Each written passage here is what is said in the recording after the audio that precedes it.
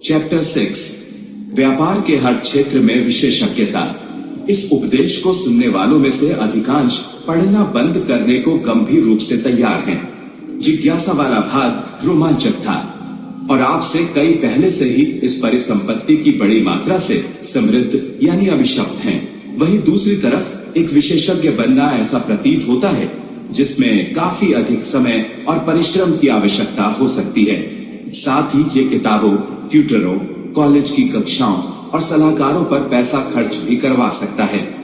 ये वास्तव में विषय वस्तु पर निर्भर करता है। गूगल की सर्वमान्य पहुंच के चलते आप बेहद जल्द और आसानी के साथ किसी भी विषय में वैश्विक स्तर के विशेषज्ञ बन सकते हैं। मेरे जीवन में भी एक समय ऐसा था जब मैं बेहद बुरी तरह से इस विषय में विशेषज्ञ बनना चाहता था कि आखिर पानी की बोतलों पर प्लास्टिक के ढक्कनों को कैसे लगाया जाता है कि वे लीक नहीं होती। इंटरनेट पर इस विषय से संबंधित अनगिनत लेख मौजूद हैं। मेरे आपूर्तिकर्ताओं ने मुझे और अधिक सुझाव दिए।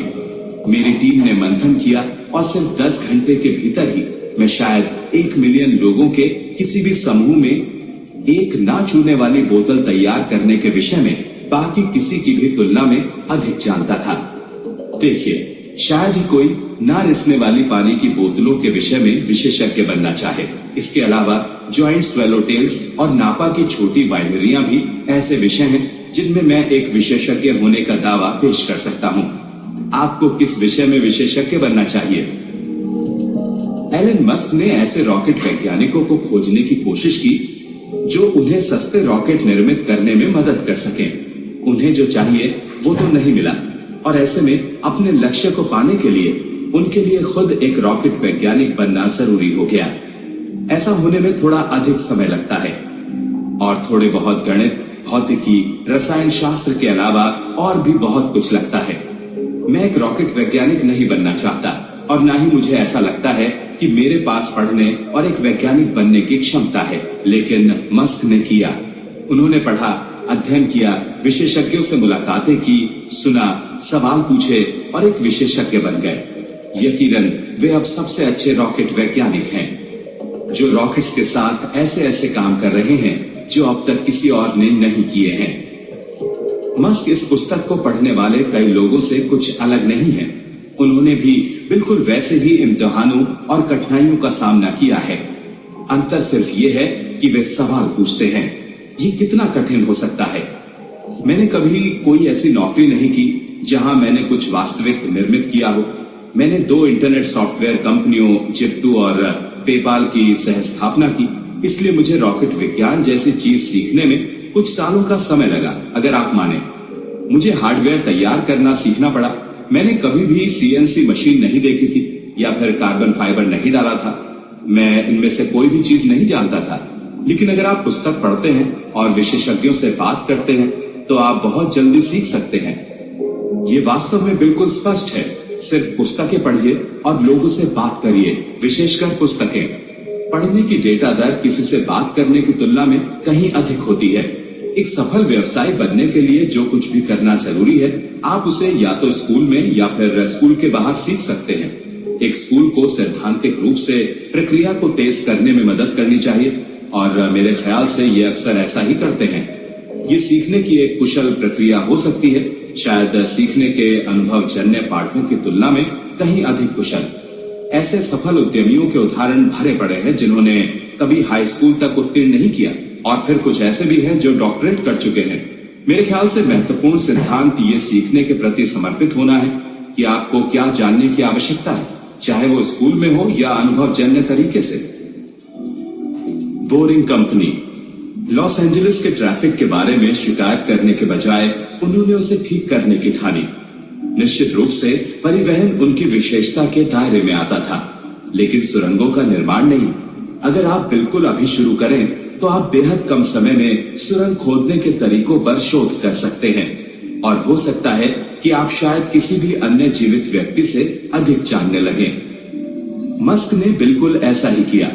अपने शोध के नतीजतन वे इस नतीजे तक पहुंचे कि सुरंग खोदने का काम बेहद अकुशल है और इसके तरीकों को सुधार कर प्रभावी बनाया जा सकता है और सभी शहरी सड़कों को भूमिगत ले जाना संभव हो सकता है।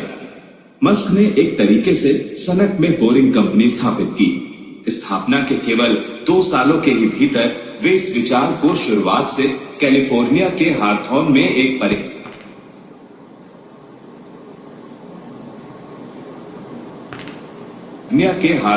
एक परीक्षण सुरंग तक ले गए। कंपनी के अधिकारियों के अनुसार उनके पास कंपनी में निवेश करने के प्रस्तावों का ढेर लग चुका है और पूरी दुनिया की सरकारों और कंपनियों की ओर से कुछ अन्य प्रकार की सुरंगों, जनोपयोगी सेवाओं, पानी के प्रस्ताव भी आ रहे हैं। लेकिन ये आप और मुझ जैसे आम आदमी पर कैसे लागू होता है? कई वर्ष पूर्व मैं लॉस एंजलिस के एक परिवहन संबंधी मुद्दे से संबंधित था, जिसके चलते मुझे कारपूल लेंस को लेकर विशेषज्ञ बनने की आवश्यकता पड़ी। फ्रीवे परिवहन से जुड़ी सामग्री के पहाड़ों से गुजरते समय मुझे एक स्वचालित एलिवेटेड पॉड प्रणाली तैयार करने का विचार आया कि जो मस्क के सुरंग वाले दृष्टिकोण से अधिक जुदा नहीं था। सबसे बड़ा अंतर सिर्फ ये था कि मस्क की सुरंग वाली प्रणाली बिना किसी शोर वाले क्रूर बुनियादी ढांचे ये आवृत्ति की परत दर परत तैयार करने की अनुमति देता है। मस्क की योजना भी कारों, माल वाहनों, बसों, बाइकों और पैदल चलने वालों सभी के लिए एक समान मार्गों का उपयोग करने का प्रावधान करती है। हम जिस बिंदु को अपने से दूर नहीं होने देना चाहते वो ये है कि हम में से हर कोई विशेषज्ञ बने और फिर उस विशेषज्ञता को हमारे आसपास के मुद्दों पर लागू है। हो सके के व्यवसाय जैसा कोई आसान व्यवसाय करना चाहते हो। अगर आप वास्तव में खुद को झोंक देते हैं तो आप सिर्फ 40 से 60 घंटों में ही पाई बैक करने के सूचनात्मक पहलू के विशेषज्ञ बन सकते हैं। आप इतिहास, सामग्री, बैंकिंग के तरीकों, उनमें भरने वाली सामग्री आदि से जुड़ी बुनियादी बातों से प्रारंभ करते हैं।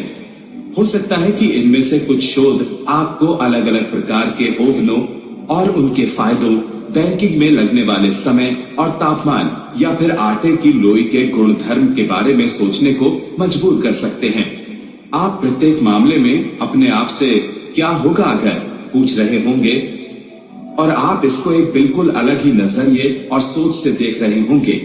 हो सकता है कि आप इसके बाद बैक करने और नतीजों को परखने के लिए अगले 60 घंटों का इस्तेमाल करें। हो सकता है कि आप 20 घंटे के परीक्षण के लिए एक पाई शेफ को भी नियुक्त करें। आप सर्वश्रेष्ठ रेसिपी भी परख सकते हैं। आप बिना रुके पॉडकास्ट को सुनना और YouTube वीडियो भी देख सकते हैं। आप अपनी जिज्ञासा के चलते ऐसे सवाल भी पूछ सकते हैं जो मौजूदा सोच के अनुकूल ना हो। क्या पाई में एक मूली काम करेगी? अदक्ष व्यक्ति कैसा रहेगा? अगर आप एक पाई को अधिक तल दें तो क्या होगा? क्या एक एप्पल पाई पर वर्मोट का मेपल सिरप अच्छा रहेगा? क्या होगा अगर आपने उन्हें गहरा बना दिया, अधिक क्रस्ट का इस्तेमाल किया, कम क्रस्ट का इस्तेमाल किया, एक खुले चेहरे का पाई या उल्टा पाई बनाया? इस बात की पूरी संभावना है कि शायद 1 मिलियन में से किसी एक ने ही पाई पर इतना शोध किया हो। आप अपने प्रयास के अंत में निश्चित ही एक पाई विशेषज्ञ साबित होंगे। हो सकता है कि आप शीर्ष 10% पाई विशेषज्ञों में शुमार हों और आपके पास प्रतियोगिता से खुद को अलग दिखाने के कुछ दिलचस्प तरीके हो सकते हैं। आप विशेषज्ञ क्यों बनना चाहेंगे? मैं इसके तरीके गिनाता हूं। पहला, संभावित ग्राहकों की नजर में विश्वसनीय बने। दूसरा, किसी भी विषय पर निर्णय लेने में सुधार लाएं। तीसरा, समस्याओं के नए समाधानों की खोज करें। चौथा, अपनी विशेषज्ञता के आसपास एक नया व्यवसाय स्थापित करें। पांचवा, अपने मौजूदा व्यवसाय की प्रक्रियाओं में सुधार करें। छठा, प्रिंट या ऑनलाइन लेख लिखने के लिए भुगतान प्राप्त करें। सातवां, मजे या लाभ के लिए दूसरों को सिखाएं। आठवां, दूसरों की मदद करना सीखें। इस बात की भी पूरी संभावना है कि इस बारे में अधिक सोचे बिना आप अपने जीवन में इनमें से कई कामों को पहले ही कर चुके हों। यहाँ केवल कुछ ही क्षेत्र हैं मैंने जिनमें सुझाए गए इन तरीकों को अपनाया है। पैडलॉक, प्रकाशन सशुल्क शिक्षण में राष्ट्रीय स्तर पर मान्यता प्राप्त विशेषज्ञ बना। साइकिल फ्लैट रोकथाम निर्मित समाधान में शीर्ष राष्ट्रीय विशेषज्ञ बना। वकीलों के लिए ब्लॉग कैसे करें में एक विशेषज्ञ बना, ऐसा करने के लिए भुगतान भी मिला। Google my business blog video का अनुकूलन करने के लिए एक विशेषज्ञ बना। किशोर यौन शुद्धता के क्षेत्र में एक विशेषज्ञ बना। 1995 में गेरोल्ड डे टाइम शो में दिखाई दिया।